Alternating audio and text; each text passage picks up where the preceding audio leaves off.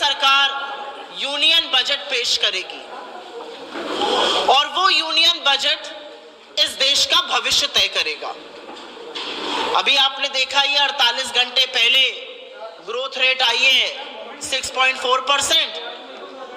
तो वो जो यूनियन बजट होगा वो इस देश के अर्थव्यवस्था की, इस देश के रोजगार की दिशा और दशा दोनों तय करेगा।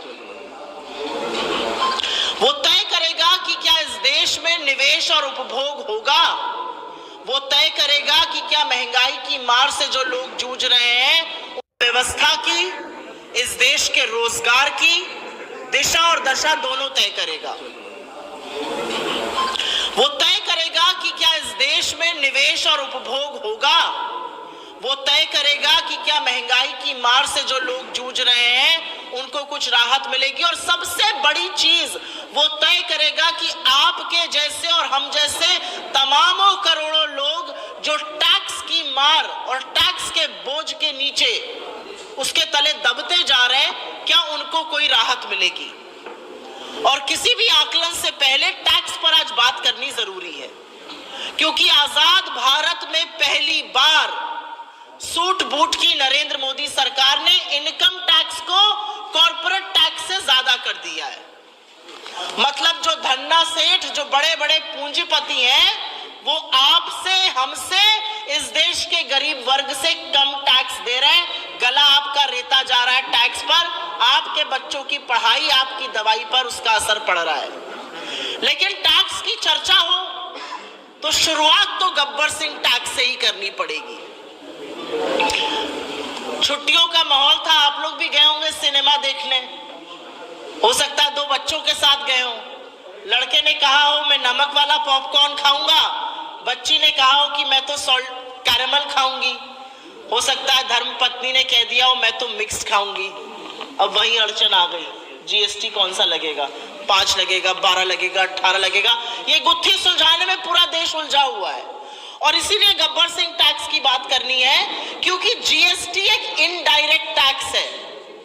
आपकी पॉकेट में 5,000 रुपए है, आपकी पॉकेट में 500 रुपए है, आपकी पॉकेट में 50 लाख रुपए है, सरकार को कोई फर्क नहीं पड़ता। अगर आप आज की तारीख में कोई सामान खरीदते हैं तो गरीब हो या अमीर, उसको एक बराबर जीएसटी का टैक्स देना है। और इसीलिए इनडायरेक्ट टैक्स को डीमेरिट टैक्स कहा गया है। ये उपभोग पर टैक्स होता है, ये कंजम्पशन टैक्स होता है। आप जो भी खरीदिएगा, आपने जूता खरीदा, आपने शर्ट खरीदी, आपने आटा खरीदा, दही खरीदी, उस पर एक बराबर टैक्स देना है। इस देश का सबसे अमीर आदमी मुंबई के नरिमन पॉइंट पर भी वही टैक्स दे रहा है जो हजरतगंज का रिक्शे वाला दे रहा है। एक माचिस की डब्बी पर, एक बाल्टी के मग पर, एक कॉटन की शर्ट पर, एक हवाई चप्पल पर। यह असलियत है जीएसटी की। और जीएसटी को जिस तरह से बढ़ाया जा रहा है, रोजमर्रा की आवश्यक वस्तुओं पर जिस तरह से जीएसटी का प्रहार किया जा रहा है, उससे पूरी तरह से रायता फैलाकर रखा है सरकार ने पूरे देश में।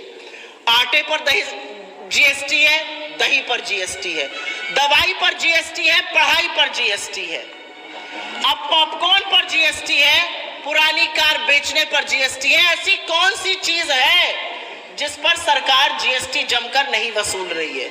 शायद अभी तक सांस लेने पर टैक्स नहीं लगाया गया, बाकी हर जगह हर व्यक्ति टैक्स दे रहा है। हर महीने मोदी सरकार बढ़ चढ़कर सीना ठोककर बताती है हमने इस महीने इतना जीएसटी कलेक्ट किया।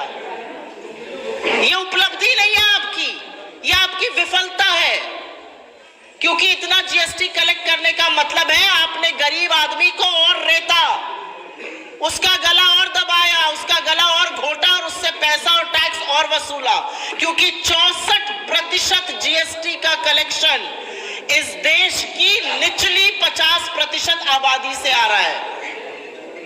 नमस्कार, क्या आप उत्तर प्रदेश की ताजा खबरें चाहते हैं? तो आपका इंतजार खत्म हुआ।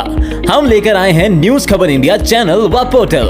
यहाँ मिलती है आपको राज्य की हर छोटी बड़ी खबर, राजनीति, क्राइम, दुर्घटना, खेल, संस्कृति और भी बहुत कुछ।